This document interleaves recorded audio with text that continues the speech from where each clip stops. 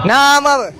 Nama Sari. Nama Sari. Nama panjang nama panjang? Nur Nilam Sari. Nur Nilam Sari. Pinjam 100 Nur Nilam Sari. Wow, macam lagu. Wow. Asal mana? Asal boleh. Semua aku interview semua asal boleh. Asal semua nak asal boleh ni.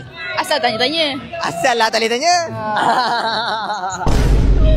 Umur berapa sekarang? Umur saya 20. 20? Wah, muda lagi. Yes, I am. Nilam, nak tanya satu soalan. Soalan paling famous. Pernah bercinta tak? Pernah lah sebelum ni. Pernah sebelum ni lah. Dengan dia lagi ke dah putus lah? Dah putus. Dah putus lah? Macam mana boleh putus? Maybe bukan kejodoh? Bukan jodoh. Bukan jodoh. Allah kan dah atur kita punya jodoh masing-masing. So macam kalau ada jodoh ada, kalau tak ada tak ada macam tu. I just go with my flow. Macam mana boleh putus tu? Tak dapat jawapan lagi ni. Macam mana boleh putus? Memang tak ada jodoh. Macam mana tu? It's a personal matter. Personal matter lah. So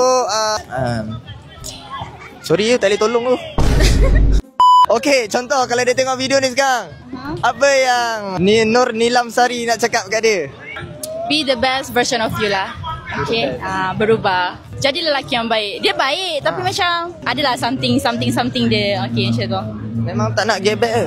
Kan dah cakap just follow with the flow. Kalau ada jodoh ada, tak ada. So siapa lagi buaya, lelaki ke perempuan? Laki lah, of course.